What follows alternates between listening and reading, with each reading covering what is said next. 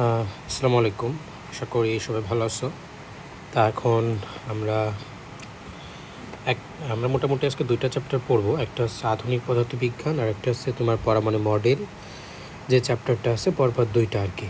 তা আমি একদম বই থেকেই পড়াবো, আমি একদম মোটামুটি সিরিয়াল ওয়াইজ পড়াবো এবং কোথা থেকে কোশ্চেনগুলো আসে, কীভাবে আসে সেগুলো আমি বলে দেওয়ার চেষ্টা করব। তা আমরা মোটামুটি শুরু করি। তা তোমাদের যারা ক্লাস করবা তোমরা সবাই বইটা অবশ্যই সামনে রাখবা, সেক্ষেত্রে তোমাদের পড়তে সুবিধা হবে। আর তাহলে আমরা তোমরা শুরু করি। ওকে, দেখো একদম আমাদের বইয়ের শুরুতেই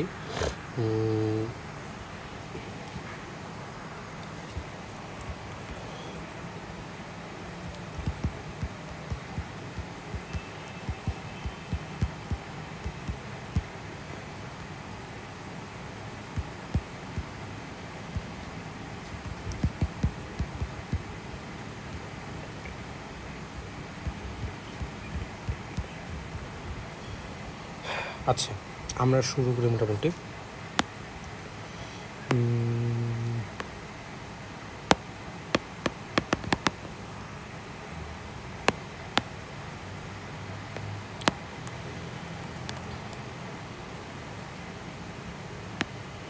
তো দেখো আমাদের একদম প্রথমেই যে চ্যাপ্টারটা আলোচনা করা আছে সেটা হচ্ছে তোমার মেডিকেল ভর্তি পরীক্ষায় দেখবা একটা কোশ্চেন অনেক মোটামুটি আসে, সেটা হচ্ছে যে তোমার হচ্ছে যে কোন বিজ্ঞানী কোন তত্ত্ব দিচ্ছে। এটা আমরা তোমাদের বইয়ে যাদের কাছে আছে দেখো 8.1 নম্বর টপিক, কোন বিজ্ঞানী কোন তত্ত্ব দিচ্ছে। অনেকগুলো দাগানো আছে, দেখো আমি একটু সহজ করে বলি যে সিম্পল মনে রাখো 8.1 নম্বর যে টপিকটা, সেখান থেকে যে তোমাদের হচ্ছে যে ওই যে তো এইখান থেকে তোমাদের একটা টপিক লাগবে, সেটা হচ্ছে দেখো একদম প্রথম যে প্যারাটা, এখানে 4টা বিজ্ঞানীর নাম দেওয়া আছে এবং 4টা তত্ত্ব দিচ্ছে। তা একদম শুরুতে দেখো বিজ্ঞানী নিউটন দিয়েছেন আর কণিকা তত্ত্ব, এটা একটু দাগা রাখবা। দেন বিজ্ঞানী হাইগেন্স দেশের আলোর তরঙ্গ তত্ত্ব। বিজ্ঞানী নিউটন দিয়েছেন কণিকা তত্ত্ব এবং তোমার হাইগেন্স দিয়েছেন আলোর তরঙ্গ তত্ত্ব। এরপর খেয়াল করো যে বিজ্ঞানী ম্যাক্সওয়েল আরও তড়িৎ চৌম্বক তত্ত্ব দিয়েছেন। এই যে দেখো বিজ্ঞানী তত্ত্ব দিয়েছেন, কিন্তু একটা জিনিস মনে রাখবা, এই তড়িৎ চৌম্বক তত্ত্বকে পরীক্ষামূলক প্রভাবে প্রমাণ করছেন হেনরিক হার্টস। কোশ্চেনটা এভাবে থাকতে পারে যে আলোর তড়িৎ চৌম্বক দিছেন কোন বিজ্ঞানী? ম্যাক্সওয়েল, বাট এটাকে পরীক্ষা করছেন কে? Henrique hertz. এটা একটু কষ্ট করে মনে রাখবো। ওকে, তাহলে দেখো এখানে আমরা 4টা বিজ্ঞানীর নাম পড়লাম এবং কে কোন তত্ত্ব দিচ্ছে। তাহলে বিজ্ঞানী নিউটন কণিকা তত্ত্ব, হাইগেন্সের তরঙ্গ তত্ত্ব, ম্যাক্স প্লাঙ্কের তড়িৎচুম্বক তত্ত্ব এবং এটাকে পরীক্ষা করছে হেনরিক হার্টস। জাস্ট এই 4টা নাম প্লাস 4টা বিজ্ঞানীর নাম মনে রাখবো, শেষ। এরপরে চলে আসো যে দেখো ম্যাক্স প্লাঙ্ক একটা তত্ত্ব দিয়েছেন। এই যে বিজ্ঞানী ম্যাক্স প্লাঙ্ক দিছেন হচ্ছে কোন তত্ত্ব? কোয়ান্টাম তত্ত্ব। একটা জিনিস মনে রাখবা যে ম্যাক্স প্লাঙ্ক দিছেন হচ্ছে তোমার কোয়ান্টাম তত্ত্ব, কিন্তু এটাকে পরীক্ষামূলকভাবে প্রমাণ করছেন কে? পরীক্ষা করছেন হচ্ছে বিজ্ঞানী আইনস্টাইন। সেই কোশ্চেনটা থাকতে পারে যে ম্যাক্স প্লাঙ্ক কোয়ান্টাম তত্ত্ব দিচ্ছে কে? ম্যাক্স প্লাঙ্ক, বাট পরীক্ষামূলকভাবে প্রমাণ করছেন কে? আইনস্টাইন। আর একটা জিনিস, এই কোয়ান্টাম তত্ত্বকে আমরা বাংলাতে ডাকি হচ্ছে তোমার তেজকণাবাদ। ডেন্টাল অ্যাডমিশন টেস্টে এই কোশ্চেনটা আসছিল যে তেজকণাবাদ দিয়েছেন কোন বিজ্ঞানী। সেক্ষেত্রে তুমি বুঝতে পারবা না, সহজ করে মনে রাখো কোয়ান্টাম তত্ত্ব যা, তেজকণাবাদও তাই। এটা দিয়েছেন কে? বিজ্ঞানী ম্যাক্স প্লাঙ্ক, এবং এটা পরীক্ষামূলকভাবে প্রমাণ করছেন কে? Albert Einstein. গেল, শেষ। এই বেশ থেকে কিছুই লাগবে না।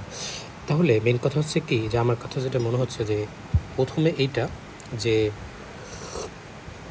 কোন বিজ্ঞানী কোন তত্ত্ব দিচ্ছে, এটা আমরা সহজ করে মনে রাখলাম, ঠিক আছে। এখন দেখো যে তাহলে 4টা নাম পড়লাম আর এখানে বিজ্ঞানী 5টা নাম জাস্ট এই পেজ থেকে পড়লে ইনশাল্লাহ হয়ে যাচ্ছে। পরবর্তী 8.2 নম্বর টপিকে চলে আসো, প্রসঙ্গ কাঠামো। ফার্স্টে মনে রাখো প্রসঙ্গ কাঠামো কি, যে কোনো একটা বিন্দুর সাপেক্ষে বা বস্তুর সাপেক্ষে যখন অন্য কোনো বস্তুর অবস্থান আমরা নির্ণয় করি তাকে আমরা বলি প্রসঙ্গ কাঠামো। অর্থাৎ যার সাহায্যে, ধরো এটার সাহায্যে আমরা এর নির্ণয় করব, তাহলে এইটাকে আমরা বলছি প্রসঙ্গ কাঠামো। অর্থাৎ যার সাহায্যে কোনো বস্তুর অবস্থান নির্ণয় করি তাকে বলি প্রসঙ্গ কাঠামো। এখন ধরো যার সাহায্যে নির্ণয় করবো সে তো স্থির হতে পারে আবার গতিশীল হতে পারে। অর্থাৎ ধরো এর সাহায্যে নির্ণয় করবো, তো এই স্থির অথবা গতিশীল দুইটাই হতে পারে। এই জন্য প্রসঙ্গ কাঠামো দুই প্রকার, একটা আছে স্থির বা জড়, আর একটা আছে কি গতিশীল বা অজড়।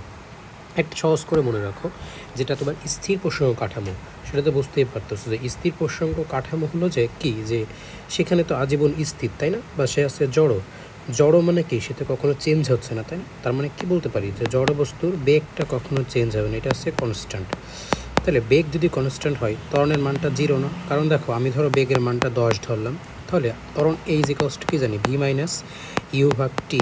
তাহলে দেখো ভি আর এই তো দুইটাই সমান, 10 মাইনাস 10 এটা হচ্ছে জিরো, তাহলে আলটিমেটলি কি টি, তাহলে এটা জিরো আসতেছে। সো ভিটা যেহেতু কনস্ট্যান্ট চেঞ্জ হবে না, এই জন্য এটার মানটা কিন্তু জিরো। সো এখান থেকে একটা কোশ্চেনই মনে রাখবা যে এখানে বেগটা আছে সমবেগ বা চেঞ্জ হবে না, দ্যাটস ওয়াই ত্বরণের মানটা আসছে শূন্য। এবং একটা জিনিস মনে রাখবা, জড় প্রসঙ্গে কাঠামোতে হয় কি যে পদার্থবিজ্ঞানে মেন যে সূত্রগুলো আছে, যেমন আমি বলতে পারি কি নিউটনের গতিসূত্র আছে, তারপরে গ্যালিলিওর সূত্রগুলো আছে, এই সূত্রগুলো কখনোই চেঞ্জ হবে না। সহজ কথা কি, যেহেতু জড় জিনিস তুমি এখানে যাই দেও না কেন এখানে কোনো কিছুই চেঞ্জ হবে না। এটা আমরা সামনে রাখবার পড়বো যে জড় প্রসঙ্গ কাঠামোতে সূত্রগুলো অভিন্ন থাকে। তাহলে দেখো এই সূত্রগুলো যেহেতু অভিন্ন থাকতেছে, তাই এদের নাম অনুসারে এই কাঠামোকে আমরা নিউটনের কাঠামো ও গ্যালিলিয়ান্স কাঠামো বলতে পারি। তবে দেখো এই যে কথাগুলো বললাম একদম প্রথম প্যারাতে এই কথাগুলোই বলা আছে। আর একটা কথা আছে যে ধরো একটা গোলীয় বস্তু আছে, এই গোলীয় বস্তুর ক্ষেত্রে কোন প্রসঙ্গ কাঠামো দায়ী। একটা জিনিস খেয়াল করতো, গোলীয় বস্তুর ক্ষেত্রে ধরো তুমি একটা গোল রাস্তার ভিতরে চলাচল করতেছো একটা সাইকেল নিয়ে, তাহলে কি এই ক্ষেত্রে কি তোমার বেগটা চেঞ্জ হবে কিনা। দেখো এখানে ধরো তুমি একটা বেগ নিয়ে আসতেছো, একটা বেগ নিয়ে ধরো আসতেছো, কিন্তু তোমার এখানে কিন্তু আবার ব্রেক করা লাগবে, আবার ধরো একটা বেগ নিয়ে যাচ্ছে আবার ব্রেক করা লাগবে, অর্থাৎ এভাবে কিন্তু গোলীয় বস্তুতে চলাচল করলে বেগ চেঞ্জ করা লাগবে। তোমরা এই জিনিসটা সহজে বুঝতে পারবে কি, তোমরা যখন রাস্তাতে যাও অটোতে দেখবে যে মামারা বিভিন্ন মোড়ে মোড়ে কিন্তু ব্রেক করেন, কারণ এটা হচ্ছে কি গলীয় রাস্তা থাকে অনেকটা বা ব্রেক করা লাগে। অর্থাৎ সহজ কথা মনে রাখবা, গলীয় হলে সেটার বেগটা আছে চেঞ্জেবল। তাহলে বেগটা যদি চেঞ্জ হয় তাহলে এটা জড়ো না কেউ অজড়ো, অবশ্যই অজড় প্রসঙ্গ কাঠামোর উদাহরণ এরকম একটা কোশ্চেন থাকতে পারে।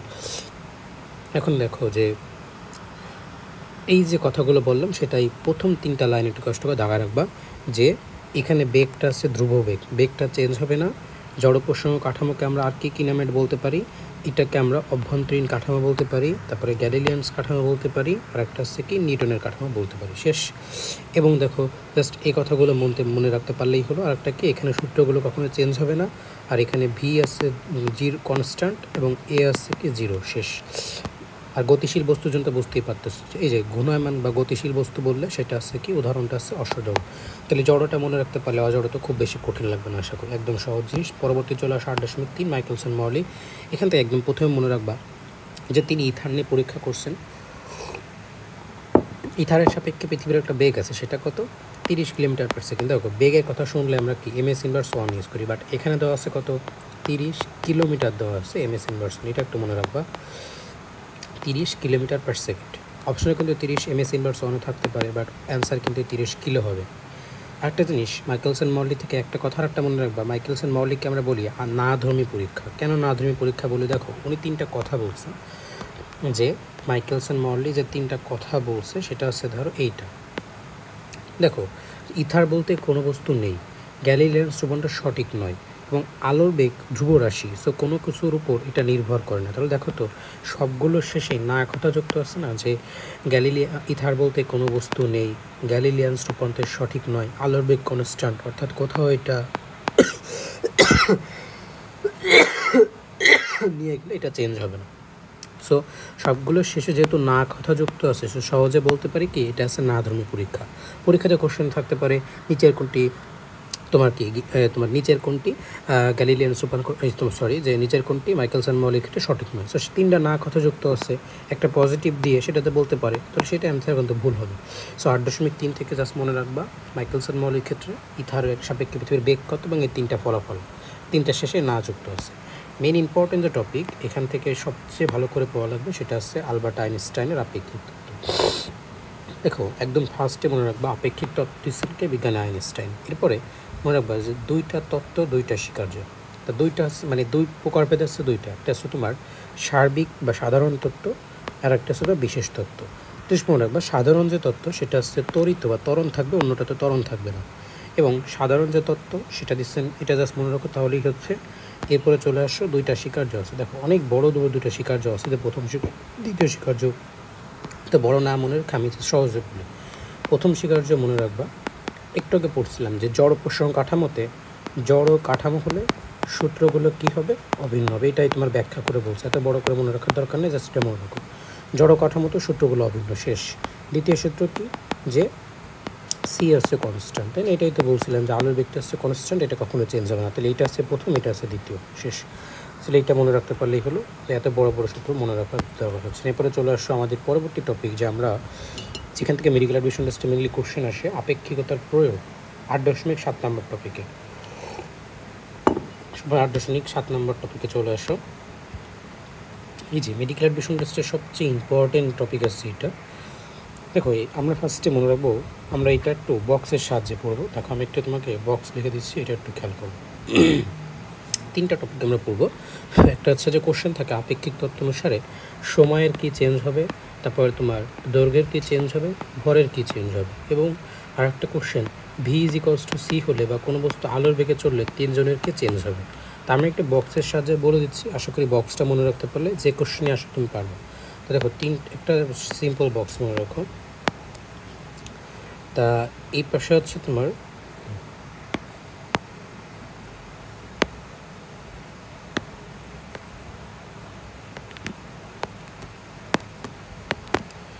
এটা আছে তোমার সেই টি, এটা আছে তোমার এল, এটা আছে তোমার কি যে এম। তা আমরা জানি আপেক্ষিক তত্ত্ব অনুসারে 2টা বিষয়, একটা সেট টি আর একটা সেট টি নট। টি হচ্ছে গতিশীল আর নট থাকলে সেটা স্থির বোঝাবে। তা টি থেকে কি দৈর্ঘ্য, তোমরা তো জানো যে সময় বৃদ্ধি, তাই না? তো টি নট থেকে টি বড়, তার মানে কি স্থির অবস্থা থেকে গতিশীলটা বড়। এই জন্য আমরা বলছি হেডলাইনে যে সময় সম্প্রসারণ, দৈর্ঘ্যটা কিন্তু সংকোচন হয়, অর্থাৎ কমে এল নট। আর এমটা কি, এমটা অবশ্যই এম নট থেকে বড়। হেডলাইনটা একটু আমরা বাংলাতে লিখলাম। মেডিকেল অ্যাডমিশন টেস্টে কোশ্চেন এভাবে থাকতে পারে যে নিচের কোনটি আপেক্ষিক তত্ত্বের ক্ষেত্রে সঠিক নয়। সো এই 3টা একটা জাস্ট মনে রাখবা। এরপরে দেখো মেন যে সূত্রটা, টি ইজ ইকুয়ালস টু কি বলতে পারি, T nought 1 minus V square by C square. এটা তো মেন যে সূত্র জানোই। এল ইকুয়ালস টু বলতে পারি কি, L nought 1 minus V square C square. এটা গুণ আছে কিন্তু, আর এখানে আছে কি, M is equals to M nought 1 minus V square by C square, শেষ। এখন দেখো এটা মেন সূত্র, এটা বোঝার কিছু নেই। একটা কোশ্চেন আসে যে তোমার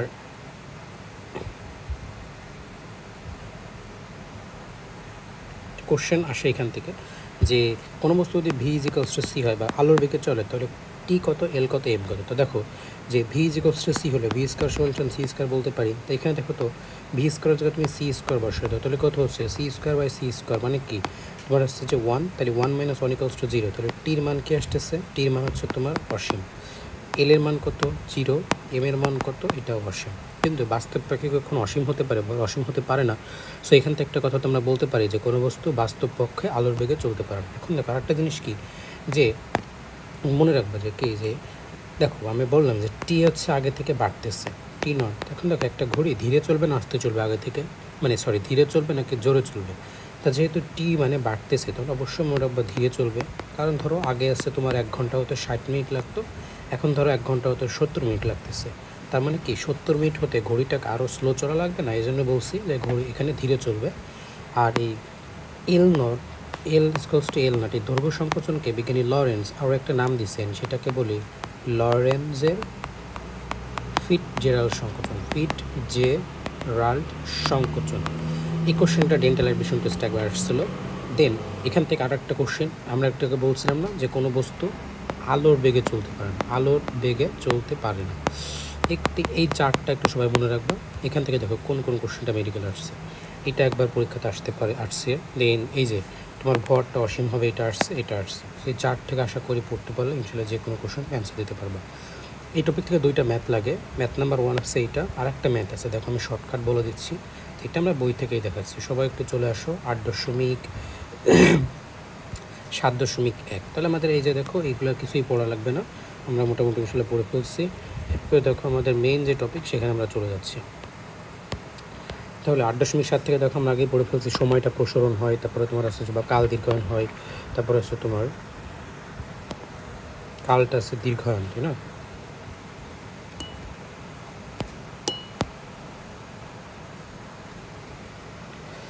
তারপরে হচ্ছে তোমার যে দৈর্ঘ্য সংকোচন হবে, ভর বৃদ্ধি পাবে, সব শেষ। ওকে, মেন পড়ে আমরা চলে আসছি 8.1 মেন যে পড়াটা, সেখানে চলে আসো। যে দেখো এই ম্যাথটা লাগে 8.1-এর এটা এই কোশ্চেনটা যখন বলছিলাম ডেন্টাল অ্যাডমিশন টেস্ট 21-22, এইটাকে আমরা বলি তোমার আছে লরেন্জের ফিটজেরাল্ড সংকোচন। ওকে, এটা লাগবে না। এখন দেখো যেটা মেনলি দরকার সেটা সেম একটা, যে কোনো একটা বস্তুর বেগ যদি তোমাকে বলতে চাই যে বেগ কত, তোমাকে বলতে পারে যে দৈর্ঘ্য আগের থেকে 1/3 হয়েছে বা ভর আগের থেকে 1/3 হয়েছে, যাই থাকুক, বা শক্তি আগের থেকে 2 গুণ বা 3 গুণ চাই বলুক, এই সূত্রটা মনে রাখবা। দেখো সহজ কথা কি, একটা শর্টকাট আমরা এখানে মনে রাখবো, সেটা হচ্ছে কি যে সেটা হচ্ছে V square minus C square সমান সমান বড় স্কোয়ার মাইনাস ছোট স্কোয়ার ভাগ আছে কি বড়টা স্কোয়ার। এখন এই বড় ছোট মানে কি, ধরো এখানে তোমাকে বলছে না যে 1/3, অর্থাৎ 1/3 এর ভিতরে বড় কোনটা 3, ছোট কোনটা 1। এখন এখানে যে কোনটাই বলতে পারো, তোমাকে 2/5, 3/5 যা আছে যাই বলুক, বড়টা বড়টার দিকে বসবা, ছোটোটা ছোটোর দিকে বসবা। এখন ধরো ভগ্নাংশকে না দিয়ে তোমাকে বললো 5 গুণ বাড়ছে, 5 গুণ হলে বড় কোনটা ছোট কোনটা, তা মনে রাখবো কোনো কিছু কত গুণ সেটা আমরা নির্ণয় করি কি 1-এর সাহায্যে। সো ছোটোটা অলওয়েজ কত হবে 1 হবে, আর যত গুণ বলবে সেটা আছে বড়টার মান, তাহলে বড়টা কত হবে 5 হবে, শেষ। এখন দেখো তাহলে বসায় দাও মানটা জাস্ট এখানে, তোমাকে 1 আর 3 বলছে, তাহলে বড়টার জায়গায় কত হবে 3-এর স্কোয়ার, 1-এর স্কোয়ার, নিচে কত 3-এর স্কোয়ার, তাহলে এখানে আসছে কত অ্যান্সার হবে, তাহলে আসছে 8/9। তাহলে খেয়াল করো যে আমরা কী পেলাম, যে V square minus C square সমান সমান হচ্ছে কত, ভি স্কোয়ার মাইনাস সি 8/9। তারপর আমরা কী জানি স্কোয়ার তো ওই পেশে পাঠিয়ে দেবো, তাহলে কি রুট আবার হয়ে যাচ্ছে, তাহলে ভি বাই সি সমান সমান কী বলতে পারি, রুট করে দিই। তাহলে দেখো √9-এর মান তো জানো 3, আর √8কে কী লিখতে পারি 4 গুণ 2, তার মানে কি 2√2 বলতে পারি। তাহলে অ্যান্সার কী হচ্ছে 2√2 ভাগ আসছে কি 3। তো দেখো এই সিটাকে আমরা এইখান থেকে এবার এই পাশে নিয়ে আসলাম, তাহলে সি হলে এই পাশে কিছু থাকলো না, তাহলে ভি ইজিক্যালস টু 2√3 ভাগ সি, এটাই কিন্তু অ্যান্সার, এটাই কিন্তু অপশনে ছিল। এখন যদি পুরোটাকেও করতে চাও তাহলে সেক্ষেত্রে দুইটা সূত্র মনে রাখা লাগবে, সেটা হচ্ছে কি যে মনে রাখবা √2-র মান আসছে 1.4, √3 মান আসছে কত 1.7, আর √4-এর মান তো সবাই জানো, √4-এর মান কত, √4-এর মান তো সবাই জানো সেটা হচ্ছে কত 2, আর √1-এর মান তো জানোই সেটা হচ্ছে কত 1। এই কয়টা মান একটু কষ্ট করে মনে রাখো, √2, √3, তাহলে তুমি ইজিলি করতে পারবো। দেখো আমরা এই মানটাই করি, 2 ইন্টু √2-র মান কত 1.4, সির মান কত 3 ইন্টু 10⁸, নিচে 3 থাকলো, তাহলে 3 কাটা দিলাম, তাহলে কী থাকলো 1.4 ইন্টু 2, অর্থাৎ কত হচ্ছে 2.8, মানে 14 গুণে 28, আর এটা হচ্ছে কি 10⁸ ছিল, তাহলে এটা হচ্ছে অ্যান্সার। এইভাবে যে কোনো ম্যাথে থাকতে পারে, শর্টকাটটা জাস্ট মনে রাখবা, V square by C square equals to বড় স্কোয়ার মানে ছোটো স্কোয়ার বড় স্কোয়ার, শেষ। তাহলে এই ম্যাথটা মোটামুটি ভালো করে পড়বা, এত বড় করে করার মোটামুটি দরকার হচ্ছে না, শর্টকাট মনে রাখবো তাহলে হবে। এই টাইপের একটা ম্যাথ আমরা সামনে আর একবার দেখবো। ওকে, পরবর্তী টপিক চলে আসে আমরা 8.8 নম্বর টপিক, যে ভর শক্তির সমীকরণ। ঠিক আছে, দেখো ফার্স্টে একদম প্রথমে মনে রাখবো 8 যে প্রথম যে টপিকটা, যে ভর শক্তির সমীকরণ দিছেন কোন বিজ্ঞানী। হ্যাঁ, ভর শক্তির সমীকরণ দিছেন, সরি এটা এই যে এখানে মেডিকেল অ্যাডমিশন টেস্ট একবার চলে আসছে, যে আইনস্টাইনের ভর শক্তির সম্পর্ক, এটা কিন্তু মেটে আসছে। নেক্সট কোয়েশ্চেন চলে আসে মেন সূত্রটা, যে একটা জিনিস খেয়াল করো, একটা জিনিস মনে রাখবা কি, শক্তি তো জানো যে ইজিক্যালস টু আমরা কী বলি, ইজিক্যালস টু mc স্কোয়ার বলি, তাই না। এখন দুইটা জিনিস মনে রাখবো, আমরা তো জানি যে গতিশীল অবস্থায় এম আর স্থির অবস্থায় এম নট, তাই না। এখন স্থির শক্তি মানে কি বলি, ইপি বলি না, তাহলে ইপি যদি তোমাকে কোশ্চেন করে যে ভর শক্তির মানে আপেক্ষিক তত্ত্ব অনুসারে তোমার বিভব শক্তি কত, গতিশক্তি কত, দেখো বিভব শক্তি হচ্ছে স্থির অবস্থায় শক্তি, মানে কি এম নট সি স্কোয়ার, এখানে নট আছে কিন্তু এখানে নট নাই, এটা জাস্ট মনে রাখবো। ইকে কী বলতে পারি, ইকে বলতে পারি দেখো মোট শক্তি থেকে তুমি যদি ইপিটা বাদ দাও তাহলে গতিশক্তি পাচ্ছি, তাহলে মোট শক্তি কত mc স্কোয়ার, আর গতিশক্তি কত সেটা এম নট সি স্কোয়ার, এটাও থাকতে পারে পরীক্ষাতে। সো দেখো মোট শক্তি থেকে বিভব শক্তি বাদ দিলাম, পালাম আসছে গতিশক্তি। সো তিনটা জিনিসই মনে রাখবা, ই সূত্র কি, ইপি কি, ইকে কি। ওকে, এখন দেখো তাহলে এখানে তাই বলা আছে, এই যে দেখো mc স্কোয়ার মোট শক্তি থেকে স্থির শক্তি বাদ, এটা হচ্ছে গতিশক্তির সমীকরণ, আর এটা আছে তোমার কি মেন সূত্র ইজিক্যালস টু mc স্কোয়ার। অনেকবার মেডিকেল অ্যাডমিশন টেস্ট এখান থেকে কোশ্চেন আসছে, নিচের কোনটি গতিশক্তি একটু সঠিক নয়, নিচের কোনটি আপেক্ষিক তত্ত্ব অনুসারে ভর শক্তির সমীকরণ। জাস্ট মনে রাখবা এখানে এমটা ছোটো হাতের, সিটা ছোটো হাতের। ওকে, এখন দেখো এখান থেকে মেনলি মেডিকেল অ্যাডমিশন টেস্টে ম্যাথ আসে, ম্যাথ কী থাকতে পারে একটু খেয়াল করো। তোমাকে ধরো একটা ম্যাথ দিলাম একদম সহজ করে, যে 10 কেজি ভরের শক্তি কত, ধরো বললাম 10 কেজি ভরের শক্তি কত বা বলতে পারে 10 কেজি ভরের শক্তি তুল্যতা কত। তাহলে এই যে বুঝতেছি। আর একটা জিনিস MC স্কোয়ার, এখানে এম আছে অবশ্যই কেজিতে হবে। দেখো এখানে জাস্ট বসায় দাও 10 MC স্কোয়ার মানে 3 ইন্টু 10⁻⁸ কত 8, এটার স্কোয়ার আছে তাহলে হচ্ছে কি, তাহলে 10 গুণ 3-এর স্কোয়ার হবে তাহলে হচ্ছে 9, আর 8-এর উপর 8 দুগুণী 16 অর্থাৎ 10⁻16 হবে, তাই না? সো এটা অ্যান্সার কি 90 ইন্টু 10⁻16। এখন দেখো 90 কি বলতে পারি 9 ইন্টু 10⁻17 বলতে পারি, এটা একটা অ্যান্সার। এই ম্যাথ থাকতে পারে। আবার ধরো এটাকে যদি একটু কঠিনভাবে বলতে চাই, ধরো এরকম একটা ম্যাথ নিয়ে ধরো তোমাকে আরেকটা ম্যাথ ধরো দিল, যে তোমাকে ধরো আরেকটা ম্যাথ দিল যে তোমাকে কোশ্চেন করলো 10 কেজি না দিয়ে তোমাকে বললো AMU 10 AMU ভরের শক্তি কত। সেই ক্ষেত্রে কী বলছে যে 10 AMUকে আগে কেজিতে নিবা দেন সূত্র ফেলাবা। তা আমরা তো জানি যে 1 AMU সমান সমান কত কেজি, 1.66 ইন্টু 10 কত 27 কেজি। ওকে, তাহলে যা থাকবে আগে তুমি এটাতে গুণ করে নিলে দেন ওটা কেজি হলো দেন সূত্র ফেলাবে। এখন একটা জিনিস মনে রাখবা, এই 1 AMU সমান সমান এত কেজি সমান সমান বলতে পারি 933 মেগা ইলেকট্রোভোল্ট বা 931 বা 934, তিনটাই মনে রাখবা, তিনটাই তোমাদের বইয়ে দেওয়া আছে, বাট অ্যাপ্রোপ্রিয়েটটা আছে 933। 1 AMU সমান সমান কত, হ্যাঁ এটা জাস্ট মনে রাখো। আর ম্যাথ এভাবে থাকতে পারে, এই যে দেখো এখানে তাই লেখা আছে 1 AMU সমান সমান 933 মেগা ইলেকট্রোভোল্ট সমান সমান কেজি, কত কেজি সেটা বলা আছে, বাট এটা আগে বলে দিলাম। সো এই টপিকটা থেকে কে দিছেন এটা মনে রাখবা। আর গতিশক্তি কোনটা, স্থির শক্তি কোনটা, মোট শক্তি সমীকরণ কি, আর দুইটা ম্যাথ মনে রাখতে পারলেই হলো। পরবর্তী চলে আসে 8.5 মৌলিক বল। তা ওই যে মৌলিক বল আগে করার আগে একটা সূত্র দেখো তো, তোমরা আগেই বলছিলাম না যে এই টাইপের একটা ম্যাথ আর একটা সামনে দেখা দেবে, সেটা হচ্ছে এইটা। দেখো যে তোমার মোট শক্তি স্থির শক্তির দ্বিগুণ বেগ কত, তাহলে সে আগের সূত্রটা না, তো কী বলছিলাম যদি দ্বিগুণ বসায় তাহলে ছোটো কোনটা, ছোটো আসছে 1 আর বড়টা কোনটা, বড়টা আসছে 2, তাহলে সেই সূত্র ফেলায় দাও V²/C² সমান সমান কি বড় মাইনাস বড় স্কোয়ার মানে ছোটো স্কোয়ার আমার কাছে কি বড়টার স্কোয়ার। দেন এখানে ভিটা নির্ণয় করো আগের মতো, এটা একটু বাসায় করে ফেলবা। মৌলিক বল থেকে মেডিকেল অ্যাডমিশন টেস্টে খুবই গুরুত্বপূর্ণ, অনেকবার কোশ্চেন আসে, এটা ফার্স্ট পার্টেও পড়বা। 4টা কোশ্চেন এখান থেকে আসে। কোশ্চেন নাম্বার 1, নিচের কোনটি মৌলিক বল নয়। কোশ্চেন নাম্বার 2, কোনটা সবচেয়ে শক্তিশালী মৌলিক বল, কোনটা সবচেয়ে দুর্বল মৌলিক বল।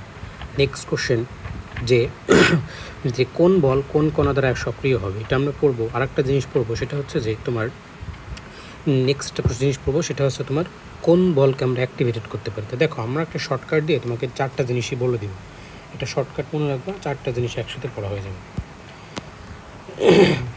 ছন্দটা হচ্ছে এরকম যে তোমার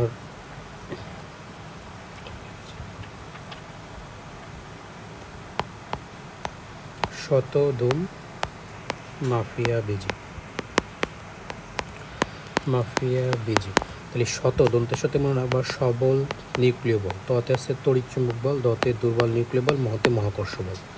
তার নামগুলো হলো সবল নিউক্লিয় বল, তড়িৎ চুম্বক বল, দুর্বল নিউক্লিয় বল, মহাকর্ষ বল। এরপরে নেক্সট কোশ্চেন আসে সবচেয়ে শক্তিশালী বল কোনটা, তাই এটা আমার শক্তির ক্রম অনুযায়ী সাজানো, তাহলে সবচেয়ে শক্তির স্থির সবল কোনটা সবল, সর্বনিম্ন কোনটা মহাকর্ষ। অথবা এটাকে যদি বলি ক্রম অনুযায়ী সাজাও, তাহলে ক্রমটা কেমন হবে, প্রথম আছে এইদিকে, তারপর আছে এইদিকে, তারপর আছে এইদিকে, এটা মনে রাখবা। এরপর দেখো এই মতে মনে রাখবা হচ্ছে কি মেসন, পথে আসছে ফোটন, তাহলে মেসন ফোটন। বিতে মনে রাখবা হচ্ছে কি বোসন, আর জিতে মনে রাখবা হচ্ছে কি গ্রাভিটন, ঠিক আছে গ্রাভিটন। তাহলে মেসন ফোটন বোসন গ্রাভিটন গেল। এখন জাস্ট মনে রাখবা কোন কণা কোনটা। দেখো প্রথমে কি লিখছিলাম সবল, তাই সবলের জন্য কোন কণা মেসন, তড়িতের জন্য কোন কণা ফোটন, দুর্বলের জন্য কোন কোনটা বোসন, আর মহাকর্ষের জন্য কোনটা গ্র্যাভিটন। জাস্ট মিলাই দাও, পেশা চারটে মিলাই দিলে হচ্ছে। নেক্সট কোশ্চেন যে তোমার কোন দুইটা বলকে অ্যাক্টিভেট করতে পারি। দেখো মাঝে যে জিনিসগুলো থাকবে তাকে সহজে আমরা সক্রিয় মানে এই যে একভূতিকরণ করতে পারবো। সো মাঝে কোন দুইটা আছে 4 জনের ভিতরে, তড়িৎ আর দুর্বল, এই দুটোকে আমরা একভূতিকরণ করতে পারি, এটা মনে রাখবা। এটা মেডিকেল ডেন্টাল অ্যাডমিশন টেস্ট আসবার আসছিল। এই 4টা জিনিস মনে রাখতে পারলেই হলো। মৌলিক বল কী আছে, এদের ভিতরে সবচেয়ে সরবল কোনটা, সবচেয়ে দুর্বল কোনটা, বা ক্রম কোনটা, কোনটাকে আমরা অ্যাক্টিভেট করতে পারি। আর আছে কি যে আমরা কোন বলের জন্য কোন কণা দায়ী। 4টা বল 4টা কণা, জাস্ট এই ছন্দটা মনে রাখতে পারলেই এই 4টা জিনিস সহজে অ্যান্সার করা যাবে। সো এই টপিক থেকে এটুকুই পড়া। পরবর্তী টপিক চলে আসে 8.11। পরবর্তী টপিকে চলে আসে 8.11। 8.11তে আছে তোমার ওই যে আমরা একটু আগেই পড়ছিলাম যে তোমার আমাদের পরবর্তী যে টপিকটা সেটা হচ্ছে কি 8.11 আমাদের কোয়ান্টাম তত্ত্ব। হ্যাঁ, তা আমরা অনেক কথা আগেই বলে নিয়েছিলাম একদম প্রথম পেজে যে কোয়ান্টাম তত্ত্ব দিয়েছেন কোন বিজ্ঞানী, ম্যাক্স প্লাঙ্ক, বাট এটাকে পরীক্ষামূলকভাবে প্রমাণ করছেন কি আলবার্ট আইনস্টাইন। দেন কোয়ান্টাম তত্ত্বকে বাংলাকে কী বলি, তেজকণাবাদ। তিনটাই মেডিকেল অ্যাডমিশন টেস্ট আসার মতো, তেজকণাবাদটা কিন্তু পরীক্ষাতে অলরেডি একবার আসছে, এটা মনে রাখবা। আচ্ছা, আমরা ম্যাক্স প্লাঙ্কের কোয়ান্টাম তত্ত্ব থেকে যেটা মনে রাখবো সেটা হচ্ছে তোমার যে, দেখো আমি একটু সহজ করে বলি কী কী মনে রাখতে পারো, কী কী ম্যাথ থাকতে পারে। তা একদম শুরুতে মনে রাখবা কোয়ান্টাম তত্ত্বের রাশিমালা হচ্ছে কি E=h নিউ সমান কী বলতে পারি CH/λ। এটা সমান একটু আগেই বললাম না E=mc², এটা একটু মনে রাখবো। তো এইখান থেকে কোশ্চেন থাকতে পারে ইর সাথে এইচের সম্পর্কে সমানুপাতিক, মানে কোনটার কি সম্পর্ক, এটা আসতে পারে। আর আসতে পারে ম্যাথ কী থাকতে পারে, ধরো তোমাকে বললাম λ=10 মিটার হলে ই কত, λ=10 মিটার হলে এম কত। তো একদম সহজ জিনিস, তো জাস্ট মান বসাই দিবা। দেখো E= কী বলতে পারি CH/λ। তো জায়গায় মান বসাই দাও, সির মান তো তুমি জানো, এইচের মান তো তুমি জানো। তোমাকে বললাম λ=10 হলে এম কত, এই জন্য কিন্তু আমি এটা লিখে দিয়েছি, তুমি একটু লিখে নিবা। তো দেখো এই দুইটা আমরা একসাথে লিখতে পারি না, যে CH/λ সমান কি mc²। এখানে তোমার এমটা নির্ণয় করতে বলছি, তাহলে দেখো এইচের মান জানো, এই সির মান জানো, এখানে সির মান জানো, ল্যামডা তো বলে দিয়েছি, এখান থেকে এমটাও কিন্তু পরীক্ষা দিতে পারে। তোমরা একটু বাসায় এই টাইপের ম্যাথগুলো করে নেবে, ঠিক আছে।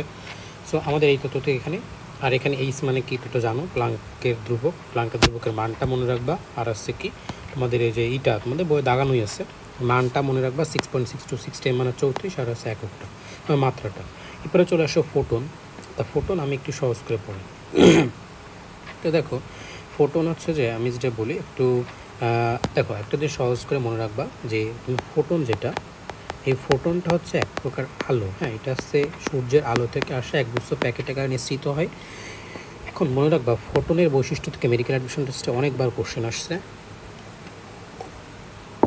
নিচের কোনটি ফোটনের বৈশিষ্ট্য নেই। তাই এটা মনে রাখার জন্য মনে রাখবা যে আলোর যে বৈশিষ্ট্য সব ফোটনের বৈশিষ্ট্য। তো দেখো তুমি তো জানোই যে আলোর বেগ আসছে c3 × 10⁸ আলোতে কোনো ভর নাই, আলোতে কোনো চার্জ নাই, সি নাই, অর্থাৎ চার্জ নাই, তাই না। এখন একটা জিনিস মনে রাখবা, যার কোনো চার্জ নাই সে কখনোই বিক্ষিপ্ত হবে না। বিক্ষিপ্ত মানে কি, আকর্ষণ বা বিকর্ষণ হওয়া। সো চার্জ যার নাই সে কি কখনো বিক্ষিপ্ত হতে পারবে, বিক্ষিপ্ত হতে পারবে না। তারপরে আলো এক প্রকার কী তরঙ্গ, আলো এক প্রকার আর তরঙ্গ বা অনুপ্রস্থ তরঙ্গ, তাই না। তারপরে একটা আদর্শ আলোর তরঙ্গ দৈর্ঘ্য মনে রাখবা, সেটা হচ্ছে 10 - 10 মিটার বা 1 অ্যাংস্ট্রম বলি। হ্যাঁ, দেখো এই কথাগুলো কি মনে রাখা খুব বেশি কষ্ট হবে। আলোতে কোনো ভর নাই, চার্জ নাই, যার চার্জ নাই সে কখনো তোমার কি বিক্ষিপ্ত হবে না। আর একটা হচ্ছে কি, এটা একটা আর তরঙ্গ বা অনুপ্রস্থ তরঙ্গ, আর তরঙ্গ দৈর্ঘ্যের মানটা কত। তা এইখানে যা পড়লাম এই সবই কিন্তু ফোটনের বৈশিষ্ট্য, ঠিক আছে। একটা জিনিস খেয়াল করে, এখানে ফোটনের স্থির ভর বা m0 কিন্তু 0, এটা মনে রাখবা। কিন্তু ভরবেগ বা যেটাকে বলি p=mv, এটা কিন্তু আছে। কোশ্চেন থাকতে পারে ভর 0 হলো তো p 0 হওয়ার কথা, তাই না। বাট এটা কিন্তু একটা বিষয় আছে, মনে রাখবা যে স্থির ভর অর্থাৎ m0 এটা 0। তো আমরা একটু আগে দেখে আসছিলাম না যে m0 থেকে mটা বড় হয়, অর্থাৎ ধরো এইটা যদি 0 হয়, এটাতে কখনোই 0 হবে না, অবশ্যই 0 থেকে বড় হবে। তা পি বা ভরবেগ তো জানো যে গতিশীল জিনিসের জন্য প্রযোজ্য। তা গতিশীল অবস্থায় তো কী হয়, m0 থেকে m বড় হয়। এখানে m যদি 0 হয়, কখনো তো m=m হবে না, তাই না, অবশ্যই 0 থেকে কিছু বড় হবে। এই জন্য এটার মান কিন্তু কখনোই 0 হবে না, এটা অবশ্যই 0 থেকে বড় হবে। সো পরীক্ষাতে তোমরা এইগুলো অ্যাজ ইউজুয়াল পারবা, বাট মেনলি যেটা ঝামেলা হবে ভরবেগ 0, ভর 0 এটা দেওয়া যাবে। কারণ চিন্তা করো যে নর্মালি ভরও যেহেতু 0, ভরবেগের 0, বাট এখানে এটা পার্থক্য একটু কষ্ট করে মনে রাখবা। তো এখন এই যে বৈশিষ্ট্যগুলো বললাম, এইগুলো হচ্ছে ফোটনের বৈশিষ্ট্য। এগুলো যদি মনে রাখতে পারো, এইগুলো সবই দেখবা এক্সরের বৈশিষ্ট্য। আবার এক্সরে যদি মনে রাখতে পারো, পরবর্তী চ্যাপ্টারে গামা পড়বো, গামার বৈশিষ্ট্য দেখবো, সব সেম, ঠিক আছে। এখন আমরা বইয়ে চলে আসি। তো দেখো আমি মোটামুটি সব বলেই দিছি যে তোমার হচ্ছে যে এটা চার্জহীন কণা, তারপরে হচ্ছে যে কোনো দ্বারা বিক্ষিপ্ত হবে না, আগেই বললাম। তারপরে হচ্ছে আলোর বেগের সমান, তারপরে শক্তি E=h নিউটন, তো আমরা আগেই পড়লাম। স্থির ভর 0, অর্থাৎ কিন্তু এখানে ভরবেগ আছে, যে কথাটা বললাম ওটা সুন্দর করে মনে রাখবা। এখন চলে আসি আমরা আমাদের পরবর্তী টপিক এক্সরেতে, 8.12 নম্বর টপিক। তাই ফোটন যারা বুঝতে পারছো, এক্সরেটা তাদের জন্য দেখবা সহজ। তা এক্সরেটা আমি সহজ করে বলি। দেখো এক্সরেটা আসছে যে ফার্স্ট আমরা হচ্ছে যে মনে রাখবো, ফার্স্টে এখান থেকে কি কোশ্চেন আসে, এক্সরে ডেফিনেশন আসে, এক্সরে উৎপাদন প্রক্রিয়া, এক্সরে কে তৈরি করছেন, এক্সরের একক কী, আর এক্সরে বৈশিষ্ট্য। এক্সরেটা হচ্ছে কি, যে নির্দিষ্ট একটা ইলেকট্রন যদি কোনো ধাতুতে আঘাত করে, ধরো একটা ধাতু আছে, সেখান থেকে আমরা যে রশ্মি পাবো সেই রশ্মিগুলোকে আমরা বলি এক্স রে। সো নির্দিষ্ট ইলেকট্রন কোনো ধাতুতে আঘাত করলে যে রশ্মি পাবো তাকে বলি ইলেকট্রন। একটা জিনিস যারা ভালো করে পড়ছো তারা জানো ইলেকট্রনকে আমরা কী বলি, ক্যাথোড কণা বলি। সো পরীক্ষাতে কিন্তু এটা আসছে মেডিকেল ভিশন টেস্টে, এক্স রে তৈরির জন্য কোন কণা দায়ী, ক্যাথোড কণা দায়ী বা অপশনে ইলেকট্রন থাকলে ইলেকট্রন দায়ী, এটা মনে রাখবা। সো ডেফিনেশনটা মেডিকেলে একবার আসছে, এটা মনে রাখবা। এখন এক্স রে দুই প্রকার আছে, হ্যাঁ, একটা আছে তোমার কোমল এক্স রে, একটা আছে তোমার কঠিন এক্স রে। তা একটা জিনিস মনে রাখবা, কোমল জিনিস ধরো একটা কোমল মানুষ আর একটা কঠিন মানুষ যদি মারামারি করে, কোমল মানুষ দেখবা বেশি জোরে মারতে পারে না, ও বেশি মারলে বেশি ভিতরে যাবে না। অর্থাৎ মনে রাখবা কোমলদের জিনিসের ভেদন ক্ষমতা কম, কেউ কোমলের ভেদন ক্ষমতা হচ্ছে খুবই কম। আর যার ভেদন ক্ষমতা কম তার তরঙ্গ দৈর্ঘ্য মানটা আবার কি বেশি, উল্টা। আবার দেখো তরঙ্গ দৈর্ঘ্য যার বেশি তার ভোল্টেজ কিন্তু আবার বেশি, তাই না? কারণ একটা জিনিস তো জানো যে lambda is proportional to 1/v। So তরঙ্গ দৈর্ঘ্য যেহেতু এর বেশি, এর ভোল্টেজটা আবার কি কম। আর এই কোমল জিনিসটা আবার আমরা কোথায় ব্যবহার করি, চিকিৎসা কাজে। এটা একটা সহজ করে মনে রাখতে পারো যে যখন একটা রোগী ডাক্তারের কাছে আসেন, সে চেষ্টা করেন কি যে তাকে বেশি কষ্ট দেবে না বা খুব দ্রুত তাকে ছেড়ে দেবেন, এই জন্য কোমল জিনিস চিকিৎসার ক্ষেত্রে ব্যবহার করি। তাহলে ভেদন ক্ষমতা কম, যার তার তরঙ্গ দৈর্ঘ্য বেশি, যার তরঙ্গ দৈর্ঘ্য বেশি তার বিভব বেশি কম। আর এটা ব্যবহার করবো কোথায়, চিকিৎসা কাজে। তো কোমলটা যদি মনে রাখতে পারো, ঠিক উল্টা আসছে কঠিন। এক্সট্রা করে কঠিনটা মনে রাখার দরকার নেই, কোমলটা মনে রাখো তাহলেই হচ্ছে। এরপরে এক্স রে উৎপাদন প্রক্রিয়া, ছোটোবেলায় সবাইকে টিকা দিছো না হাতে, বিসিজি টিকা দিই, বিসিজি মনে রাখবো। বিটাট্রন, কোলিজনল, গ্যাসনল, মেডিকেল অ্যাডমিশন টেস্ট একবার চলে আসছে, এটাও কিন্তু আবার আসতে পারে। সো এক্স রে ডেফিনেশনটা আমরা বুঝলাম। এক্স রে দিচ্ছে আসছে ক্যাথোড কণা বা ইলেকট্রন কণা, আর দুই প্রকার, একটা আছে তোমার কোমল, একটা আছে কঠিন। আর উৎপাদন প্রক্রিয়া কী কী, এ তোমার আছে বিসিজি। এরপর এক্স রে বৈশিষ্ট্যগুলো দেখো, আমরা ফোটন পড়লাম না একটু আগে, ফোটনের যে বৈশিষ্ট্যগুলো পড়ছিলাম সবগুলোই আগের মতোই, যে যে বৈশিষ্ট্যগুলো পড়লাম টুকটাক আমরা। এই যে ফোটনের বেগ আছে কি, আলোর বেগ, ফোটনে ভর নাই, চার্জ নাই, ফোটন এক প্রকার অনুপ্রস্থ বা আর তরঙ্গ, ফোটনের তরঙ্গ দৈর্ঘ্য 10 - 10 মিটার বা অ্যাংস্ট্রম, ঠিক আছে। তারপর আছে যে তোমার আছে তরঙ্গ দৈর্ঘ্য, ওই যে শক্তির মানটা কি, ওইখানে যা পড়ছো এক্স রেতে সব সেম, ওইগুলো মনে রাখবা, ওইগুলো মনে রাখতে পারলেই হলো। তাহলে দেখো মিল করে পড়বা, তাহলে পড়াটা মনে থাকবে। আর একটা জিনিস মনে রাখবা, যেখানে এক্স রে করা হয় দেখবা সেখানে কোনো মানুষকে ঢুকতে দেয় না। কারণ হচ্ছে কি, এক্স রেটা যদি তোমার বডিতে যায়, তোমার বডির যে সেলগুলো আছে সেগুলোকে মেরে ফেলে। স্পেসিফিকলি কোনটা মারবে, ডাব্লিউবিসিকে মারবে। কারণ কি, ডাব্লিউবিসি তোমার বডিতে প্রতিরক্ষা দেয়। সো ডাব্লিউবিসিকে মারতে পারলেই তো হলো কি, প্রতিরক্ষা ব্যবস্থা নষ্ট হয়ে যাবে, তাহলে তোমার বডিতে ইজিলি কার্সিনোসিটি ডেভেলপ করতেছে কিন্তু। সো মনে রাখবা এক্স রেটা। আরেকটা জিনিস, কোষের ভিতরে দেখবা ডিএনএ থাকে, জিন থাকে, এটার বিন্যাসকে চেঞ্জ করে দেয়। সো এক্স রে কোষের ডিএনএর বিন্যাসকে চেঞ্জ করে, জীবিত কোষকে মেরে ফেলে, প্লাস ডাব্লিউবিসিকে মারে, এই কথা মনে রাখবা। আর যে ফোটনের যে বৈশিষ্ট্যগুলো বললাম এগুলো মনে রাখতে পারলে এক্স রে বৈশিষ্ট্য কিন্তু আমরা পড়া শেষ। তাহলে এক্স রে থেকে এইটুকু মনে রাখতে পারলেই হবে। এবারে চলে আসো এক্স রে পরবর্তী টপিক আমরা পড়বো ফটোতড়িৎ ক্রিয়া, ঠিক আছে। তাহলে তোমরা যখন পড়বা বই থেকে জাস্ট এই বিষয়গুলো সব দাগানোই আছে, ডেফিনেশনটা আমরা পড়বো। আগেই বলছি এক্স রে দুই প্রকার, কোমল এক্স রে, কঠিন এক্স রে, কী কী বলছি বলে দিয়েছি। এক্স রের এক তো জানো, ওই যে এক্স রে আবিষ্কার করছেন বিজ্ঞানী রঞ্জন, এককটাও কিন্তু রঞ্জন। উৎপাদন প্রক্রিয়া তো বিসিজি, এটা মনে রাখলে। তারপর আসছে আমাদের পরবর্তী যেটা পড়া, সেটা হচ্ছে কি এক্স রের, এই যে তোমার দেখো অনেকবার মেডিকেল অ্যাডমিশন টেস্টে কোশ্চেন আসছে বৈশিষ্ট্য, তাই এখানে যেভাবে পড়াইছি বৈশিষ্ট্যগুলো ঠিক ওইভাবে মনে রাখতে পারলেই হলো। তা মনে রাখবা কি, এক্স রে মানে কি, এক্স রে মানে হলো ফোটন, সহজ কথা। এবারে চলে আসো আমাদের 8.2 ফটোতড়িৎ ক্রিয়া। হ্যাঁ, ফটোতড়িৎ ক্রিয়াতে চলে আসো। ফটোতড়িৎ ক্রিয়া দেখো, এটা আমি একদম সহজ করে বলি কী কী পড়া লাগবে। মেডিকেল অ্যাডমিশন টেস্টে অনেক ইম্পর্টেন্ট টপিক।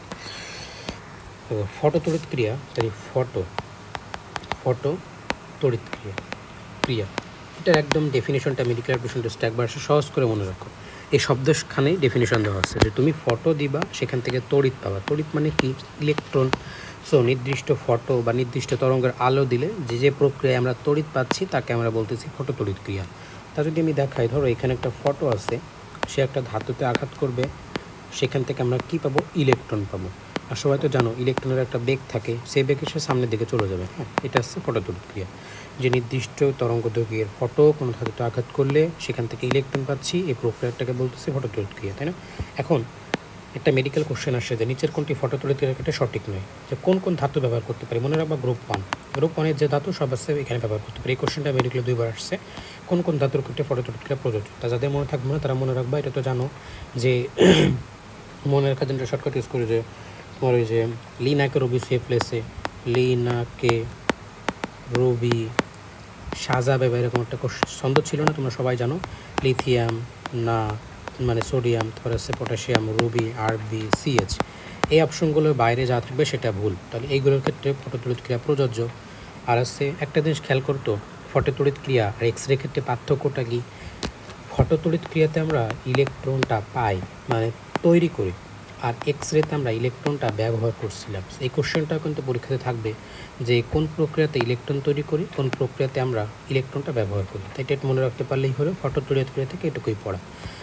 ফটোতড়িৎ ক্রিয়া পরে পরবর্তী টপিকটা চলে আসবে আমাদের ডি ব্রগলির সমীকরণ, তরঙ্গদৈর্ঘ্য সমীকরণটা। দেখো ডি ব্রগলির তরঙ্গদৈর্ঘ্য সমীকরণ চ্যাপ্টার 8.14 নম্বর যে টপিকটা আছে 8.14, এখান থেকে যেটা মনে রাখবা সেটা হচ্ছে খুব বেশি পড়া কম। Lambda equals to H by P, H ভাগ এম ভি, আর একটা মেন সূত্র, একটা নতুন সূত্র মনে রাখবে, H by root over 2mk। M মানে হচ্ছে কি ভর, কে মানে হচ্ছে কি চার্জ। এখান থেকে কী কোশ্চেন থাকবে? ফার্স্ট অফ অল সম্পর্ক আসতে পারে, নেক্সট 2 নম্বর কোশ্চেন তোমার একটা ম্যাথ এরকম থাকতে পারে, ধরো যে 10 কেজি ভর বিশিষ্ট একটা বস্তুর 5 ms ইনভার্স অন বেগে চললে এক্ষেত্রে ডি ব্রগলির তরঙ্গদৈর্ঘ্য সমীকরণ নির্ণয় করো। তা এম এর মান দিছি, বেগের মান দিছি, তাহলে ল্যামদা ইজ ইকুয়ালস টু কি এইচ ভাগ এম ভি। তাহলে এখানে জাস্ট এম এর মান বসাতে, ভির মান বসাই দিবা। এই কোশ্চেনটা একটু অন্যভাবে থাকতে পারে। তোমাকে বললাম একটি ইলেকট্রনের ডি ব্রগলির তরঙ্গদৈর্ঘ্য নির্ণয় করো, তাহলে কি আমরা দেখো ল্যামদা ইকুয়ালস টু কি জানি, এইচ ভাগ রুট ওভার 2mk। এইচ এর মান তো জানো, এম এর মান কি 9.11 10 - 31, আর কে চার্জের মান কি 1.6 10 - কত ইন 19। এটা কিন্তু পরীক্ষাতে থাকতে পারে। সো এখান থেকে মেনলি মনে রাখবা সম্পর্ক কার সাথে কী সম্পর্ক, আর এইভাবে ম্যাথ থাকে।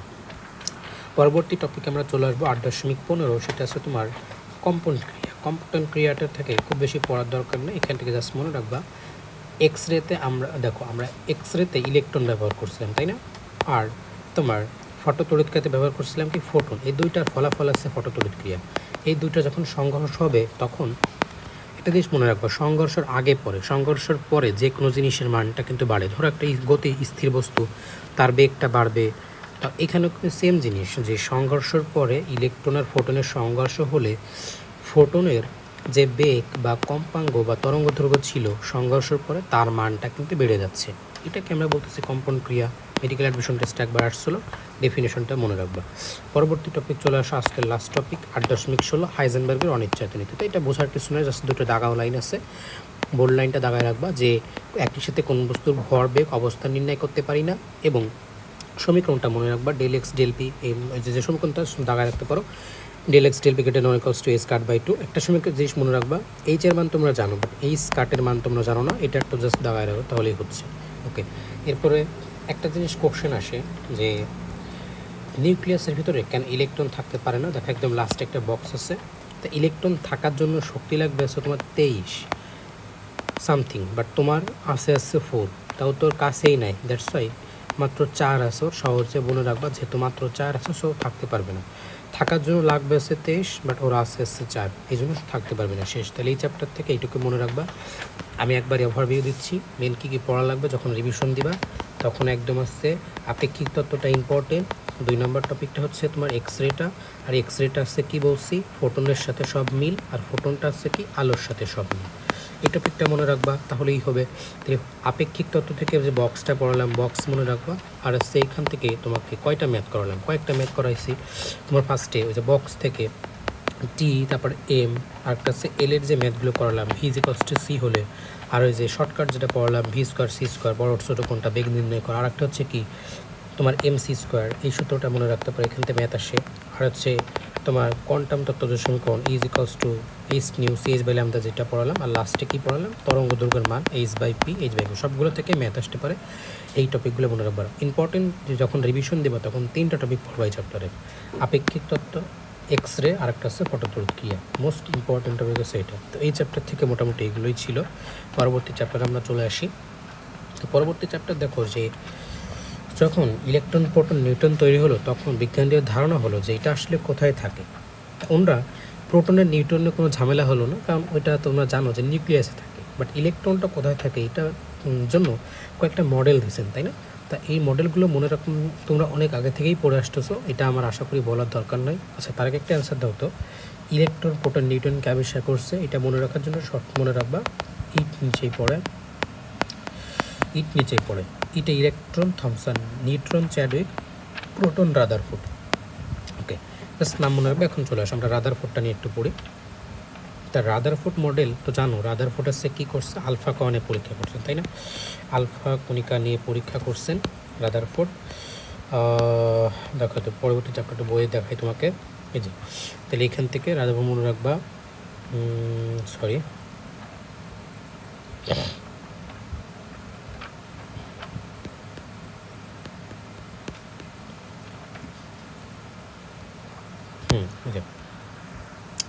সো রাদারফোর্ডে যেটা বলছিলাম, ইট নিচে পড়ো, এটা মনে রাখবে। এখন এই দাগানো টুকটাক আছে, মেন যেটা পড়া লাগবে সেটা হচ্ছে কি, দেখো একদম প্রথম যে তিনটা মডেল আছে, একটা হচ্ছে থমসন প্রমেয় মডেল, রাদারফোর্ড মডেল, একটা হচ্ছে কি বোর মডেল। থমসন মডেলটা একটু খেয়াল করো তো, এই যে জিনিসটা কিছুটা তরমুজের মতো লাগতেছে না? এই যে তরমুজের বিচি আর এগুলো হচ্ছে তরমুজ, তো এটাকে আমরা তরমুজ মডেল বলতে পারি। তাহলে মা যখন সিমাই রান্না করেন, দেখো এই সিমাইয়ের মতো লাগতেছে, যে কিসমিস ছড়াই সেটা আছে, আবার এটা পুডিংয়ের মতো লাগতেছে। এই যে এইটাগুলোকে বলতেছি মডেল, আর এইগুলোকে বলছি ইলেকট্রন। এই জন্য থমসন মডেলকে আমরা পুডিং মডেল, পাম পুডিং মডেল, তরমুজ মডেল, বা আরেকটা নামে ডাকতে পারি কিসমিস মডেল, জাস্ট অপার নাম মনে রাখবা। রাদারফোর্ড প্রমেয় মডেল কী করছেন তোমরা তো জানো, এটা তো আসলে আশা করি কিছু পড়ানোর দরকার নাই। এই পাশে একটা তোমার এই যে এখানে দেখো চিত্র দেওয়া আছে, মানে এই পাশে একটা ধরো তোমার একটা পর্দা থাকবে, এখানে তোমার এই যে তেজ করে পলিনিয়াম ছিল, পলিনিয়াম থেকে আলফা কণা ওইখানে যা আঘাত করে, তাই না? দেখা যাচ্ছে সব কণা ভেদ করে চলে যায়, মাঝখানে একটা ভেদ করে যায় না, ব্যাক করে চলে আসে। তার মানে কি, মাঝখানে একটা যে বস্তু, ভারী বস্তু আছে, ওইখান থেকে পরবর্তীতে নিউক্লিয়াস আবিষ্কার করে। এখান থেকে মেন যেটা মনে রাখলে, তোমরা তো পড়ছই যে মেনলি যেটা মনে রাখবা, এই যে পলিনিয়ামের শক্তি কত, 6.7.6.8, আর তোমার স্বর্ণপাতের গুরুত্ব কত, এটা একটু মনে রাখা লাগে। আর হচ্ছে যে একটা কোশ্চেন জাস্ট মনে রাখবা, রাদারফোর্ড কোন কারণে পরীক্ষা করছেন, আলফা, আর পরীক্ষার ফলাফলটা কি, ফলাফলটা হচ্ছে তোমার নিউক্লিয়াস আবিষ্কার। এই জন্য এই মডেলটাকে আমরা বলি নিউক্লিয়ার মডেল। এটাকে আরেকটা নামে ডাকি, সেটা হচ্ছে কি সৌর মডেল। তাহলে দেখো রাদারফোর্ডের মডেলকে নিউক্লিয়ার মডেল বা সৌর মডেল বলতেছি। রাদারফোর্ডের তোমার আবিষ্কার কি নিউক্লিয়াস, আর আলফা কণার পরীক্ষা থেকে জাস্ট পয়েন্টগুলো মনে রাখতে পারলেই হবে, এখান থেকে আর কিছু দরকার নেই। পরবর্তী যেখানে ঝামেলা লাগে সেটা আছে, তুমি মনে রাখবে বোর প্রমেয় মডেল। তা বোর থেকে দেখো এখান থেকে মেনলি যেটা পড়া লাগে, ফার্স্টে মনে রাখবা বোর আসছে কি তোমার ম্যাক্স প্ল্যাঙ্কের কোয়ান্টাম তত্ত্ব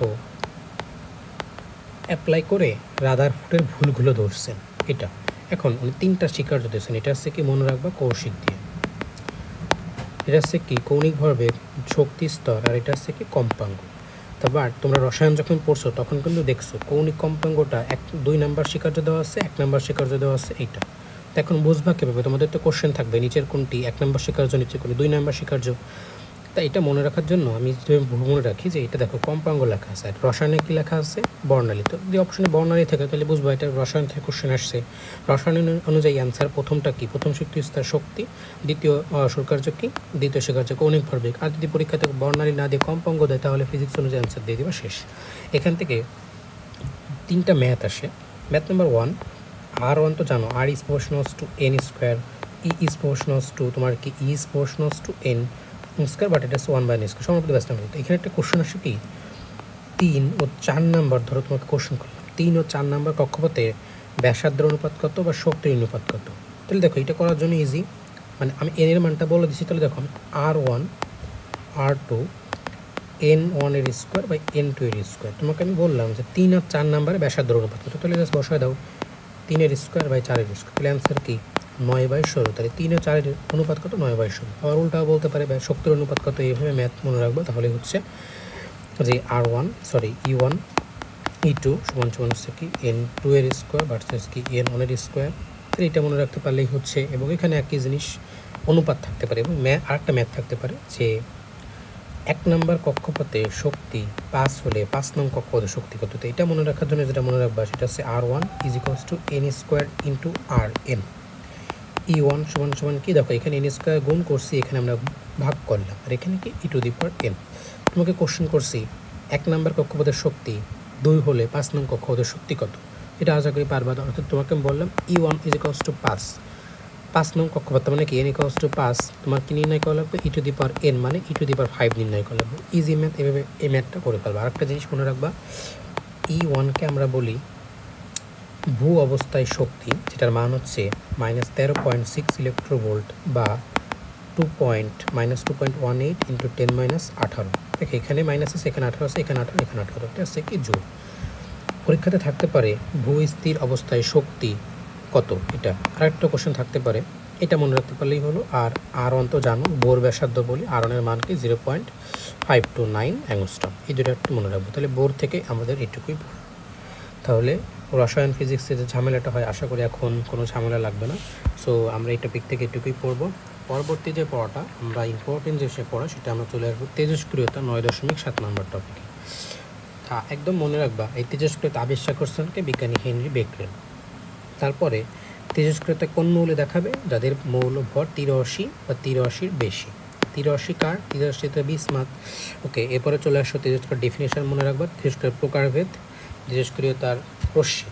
তেজস্ক্রিয় আচ্ছা এককটা মনে রাখবা, একটা হচ্ছে কুরি আর বেকরেল, আর এসআই এককটা যেহেতু আবিষ্কার করছে বেকরেল, এসআই এককটা বেকরেল, আর 1 কুরি সমান কত বেকরেল, এটা একটু দাগায় রাখতে পারলেই হলো। এখানে মেন যেটা ঝামেলা হয় সেটা হচ্ছে তেজস্ক্রিয় রশ্মি নিয়ে, তাই এটা আমি সহজ করে বলে দিই। দেখো, একটা হচ্ছে মেডিকেল অ্যাডমিশন টেস্টে কোশ্চেন আসছে কয়েকবার, যে নিশ্চয় কোনটা তেজস্ক্রিয় রশ্মি নেয়, 3টা মনে রাখবা, একটা হচ্ছে আলফা, একটা হচ্ছে তোমার বিটা, একটা হচ্ছে তোমার গামা। বৈশিষ্ট্যগুলো দেখো আমি সহজে বলি। আলফা মনে রাখবা হচ্ছে কি, আলফা আছে তো জানো একটা হিলিয়াম নিউক্লিয়াস, তাই না, যে হিলিয়াম 2 ইলেকট্রন, এখানে 4। বিটাটা মনে রাখবা ইলেকট্রনের মতো, মানে বিটার যা আছে সব হচ্ছে ইলেকট্রনের মতো। আর এক্সরেতে তো আমরা গামাটাতে মনে রাখবো এক্স রে দিয়ে, এক্সরেতে যা পড়ছে সব গামার মতো। এখান থেকে কী মনে রাখবা? ফার্স্টে মনে রাখবা এই 3 জনের ভর কত। এর ভর আছে 6.6 × 10⁻27 কেজি। এর ভরটা কি? ইলেকট্রনের ভর অর্থাৎ 9.11 × 10⁻31 কেজি। এর ভরটা কি? ভর কোনো নাই, কারণ এক্সেপ্টে কোনো ভর নাই। চার্জের ক্ষেত্রে মনে রাখবা হচ্ছে কি, এক্ষেত্রে মনে রাখো যে এখানে 2টা ইলেকট্রন, মানে কি ইলেকট্রনের 2 গুণ চার্জ থাকবে, মানে 2 × 1.6 10 কত 19, তাহলে কত হচ্ছে 3.2 10 - 19। আর এখানে কি -1.6 10 - 9 কুলম্ব, এখানে কি কোনো চার্জ থাকবে না। নেক্সট কোশ্চেন, এদের ভিতরে কে কে বিক্ষিপ্ত হবে? তাহলে বিক্ষিপ্ত হবে এ আর এ, আর এ হবে না কারণ এর কোনো চার্জ নেই। নেক্সট কোশ্চেন, ভেদন ক্ষমতার ক্রম আর হচ্ছে আয়নন ক্ষমতার ক্রম। তো দেখো, ভেদন ক্ষমতার ক্রম হচ্ছে কি, ভেদন ক্ষমতার ক্রমটা হচ্ছে সবচেয়ে বেশি কার? আলফা বিটা গামা, সবচেয়ে বেশি আসছে গামা, তারপরে হচ্ছে আলফা। আয়নের ক্রমকার, আয়নের ক্রমতা হচ্ছে কি আলফা বিটা গামা, আয়নের ক্রম হচ্ছে কি আলফা বিটা, আলফাতে সবচেয়ে বেশি। মনে রাখবো কি যে অতে আলফা, অতে আয়নন, মানে আলফাতে আয়নন বেশি, তাহলে এটা এমনি মনে রাখতে পারবো। এই বৈশিষ্ট্যগুলো মনে রাখো, তাহলে হচ্ছে। আর একটা বক্স পড়বো, সেটা হচ্ছে তোমার এই যে আলফা বিটা গামা। ধরো একটা কোশ্চেন থাকে একটা বিক্রিয়াকারে, যে একটা নতুন একটা আলফা তৈরি হলে কী কী চেঞ্জ হবে। আলফা যদি চেঞ্জ হয় তাহলে এখানে ভর, এটা আছে চার্জ, ভর সংখ্যা আছে 4 কমবে, আর পারমাণবিক সংখ্যা আছে 2 কমবে। বিটার ক্ষেত্রে ভর কোনো সমস্যা নাই, আর পারমাণবিক সংখ্যা আছে কি 1টা বাড়বে। আর এই গামার ক্ষেত্রে কিছুই কি হবে না। কোশ্চেনটা আসলে কীভাবে আসবে? ধরো তোমাকে বললাম এ থেকে বি তৈরি হলো প্লাস এক্স, এখানে আছে 226, এখানে আছে ধরো 222, এখানে আছে তোমার 86, এখানে 84, এখানে এক্স সমান নিচের কোনটা, এটা দিয়ে বললো এক্স এর নিচের কোনটা, আলফা বিটা নাকি গামা। তো এটা আনসার কি অবশ্যই আলফা হবে, কারণ কি 226 থেকে 222 4 কমছে, 86 থেকে 84 2 কমছে পারমাণবিক সংখ্যা, এটা তো আলফা। এটা আবার ধর এরকমও থাকতে পারে এ প্লাস বি, মানে এ থেকে বি তৈরি হয়েছে এক্স, এখানে কি বললাম 226, এখানে 86, এখানে 87, মানে কি তোমার আসছে কি ধরো 1 বাড়ছে, তাহলে এটা অবশ্যই বিটা। কোশ্চেনটা এভাবে থাকবে। সো বক্সটা মনে রাখবা, এটা মনে রাখবা, আর এখান থেকে বক্সটা মনে রাখতে পারলে হলো। আর হচ্ছে কে দিছে তেজস্ক্রিয়তার ডেফিনেশনটা, কারা দিবে, তেজস্ক্রিয়তার প্রকারভেদ আর তেজস্ক্রিয় রশ্মির বৈশিষ্ট্য মনে রাখতে পারলেই হলো। পরবর্তী চলে গেল আসো একদম এই চ্যাপ্টারে আমরা লাস্টে চলে আসছি। একটা টপিক আমরা পড়বো, তোমাদের বইয়ে দেখো লেখা আছে যে একটা টপিক লাস্টের দিকে, যে কয়েকটা প্রয়োজনীয় রাশি আলফা, তোমার হচ্ছে যে কয়েকটা প্রয়োজনীয় রাশি।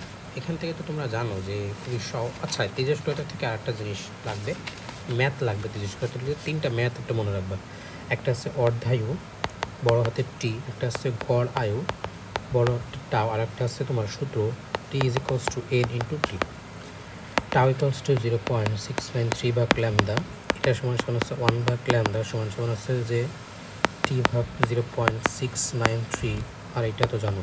এখান থেকে এটা ম্যাথ থাকতে পারে, এটা তো ইজি যে ল্যামদার মান দিয়ে টির মান চাইতে পারে, এটা পারবা, সব সমস্যা হবে না। এটাকে আমরা ক্ষয় ধ্রুবক বলি। ক্ষয় ধ্রুবকের একক হচ্ছে কি per second, per metre, per day.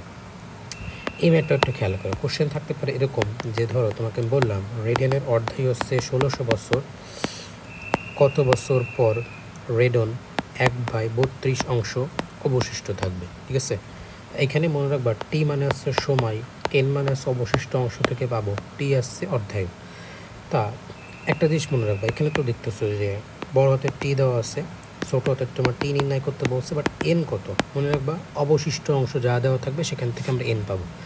আমাদের থাকবে 1/2n রূপে পরিণত করবো। সো এখানে 1/32কে আমরা কী লিখতে পারি, 1/2 সো এন এর মান কত ধরা আছে 5, এভাবে তুমি নির্ণয় করবা এনটা। তো এখানে ইজি, তাহলে টি ইজ ইকুয়ালস টু দেখো হচ্ছে এন ইন্টু বড় হাতের টি, তাহলে টির মান তো বুঝতে কীভাবে, এন হচ্ছে 5, বড় হাতের টি তো দেওয়া আছে 1600, যা হবে অ্যান্সার শেষ। এই কোশ্চেনটা আবার এভাবে বলতে পারে, রেডিয়ানের অর্ধায়ু যদি 1600 বছর হয়, কত বছর পর 15/16 অংশ ক্ষয় হবে। তো দেখো আমি তো বলছি যে অবশ্যই এনটা আমার কিনে লাগবে অবশিষ্ট, তা আমি দিছি ক্ষয়, তাহলে আমরা যদি মোট অংশ থেকে ক্ষয়টা বাদ দিই তাহলে কি অবশিষ্ট অংশটা পাবো। তা মোট অংশ 1, ক্ষয় কত, তাহলে 1 থেকে আমরা ক্ষয়টা বাদ দিই, 15 থেকে 16 বাদ দিলাম, তাহলে আমরা অবশিষ্ট অংশ পাবো। তাহলে এটা কত, 16 ভাগ আসছে কি 16 - 15 = 1/16। এখন তুমি এই যে অবশিষ্ট অংশ 1/16কে তুমি 2^4 রূপে কনভার্ট করে 2^4, অর্থাৎ n = 4 দাঁড়াচ্ছে, শেষ। এই কোশ্চেনটা আবার পার্সেন্টেজ দিতে পারে যে রেডিয়ানের অর্ধায়ু ধরো 1600 বছর, কত বছর পর 75% ক্ষয় হবে। তো 75% ক্ষয় হওয়া মানে কি, অবশিষ্ট অংশ কত, 100 - 75 মানে কি 25%, মানে কি 25/100 মানে হচ্ছে কি 1/4। 1/4কে তুমি পরিণত করলে কি 1/2 আসে, এনের মান 2, বাকিটা তো সহজ। তো এইভাবে মনে রাখবা। আর লাস্টে চলে আসো যে তোমার আইসোটোপ, আইসোটোন, আইসোবার। আর আইসো মানে হচ্ছে স্থান, টোপ মানে হচ্ছে আইসো মানে একই, টোপ মানে স্থান। আর কোনটা কি এটা তো সবাই জানো, এটা জাস্ট ধরে নেবো, সমস্যা নেই। এরপরে চলে আসি নিউক্লিয়ার, ইম্পর্টেন্ট যে পড়ে নিউক্লিয়ার ফিশন, আর একটা হচ্ছে কি নিউক্লিয়ার ফিউশন, আর একটা হচ্ছে ফিশন। কোনটা মানে কি মনে রাখবা, যেহেতু দেখতে বড় সেই প্রক্রিয়ার মাধ্যমে বড়টা তৈরি করব, আর এটা দেখতে ছোট, তাই এটা প্রক্রিয়ার মাধ্যমে ছোটো নিউক্লিয়াস তৈরি করবো। কোশ্চেন থাকবে বড় ছোটো ছোটো নিউক্লিয়াস থেকে বড় নিউক্লিয়াস তৈরি করতে কী বলে, তাহলে অবশ্যই ফিউশন, মানে বড়টা তৈরি করা মানে কি ফিউশন, ছোটো তৈরি করা মানে ফিউশন, শেষ। এখানে আসছে যে শক্তি আছে 16.something ইলেকট্রোভোল্ট আসলে, এখানে 200 মেগা ইলেকট্রোভোল্ট। আর একটা কোশ্চেন থেকে উদাহরণ বলো, এটা হচ্ছে সূর্য, আর এটা হচ্ছে পারমাণবিক চুল্লি। সূর্য মানে কি বড় জিনিস, তো অবশ্যই ফিউশন, পারমাণবিক চুল্লি ছোটো জিনিস, অবশ্যই ফিউশন। এই চ্যাপ্টারে অ্যাজ হল এইটুকুই পড়া ছিল। তবে মেইন ইম্পর্টেন্ট যে পড়াটা সেটা হচ্ছে রাদার তুমি তেজস্ক্রিয় রিলেটেড যা আছে সব পড়বা একদম, যে তেজস্ক্রিয় রিলেটেড কাকে বলে, কে দিছেন, কত প্রকার, রশ্মি কী কী পড়া লাগবে, বক্স বলে দিছি, বিক্রিয়া থেকে কীভাবে কোশ্চেন সেটা বলছি।